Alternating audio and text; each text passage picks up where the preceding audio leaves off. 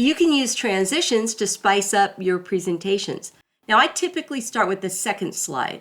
Then I'll go up to transitions, and then I'll click on the drop down to show you a list of all the different types of transitions you can use. And then in the dynamic content, I'll choose window. Pretty much any transition you select will have effect options. So you can click on effect options, and then it will give you the options for that particular transition. So I'll change it from vertical to horizontal. I'll apply one more set of transitions to this next slide.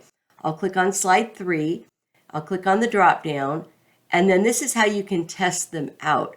So if you're wondering what it will look like if you select cover, just click on it and you get to see cover. I'll choose uncover, and then I'll end up with fall over.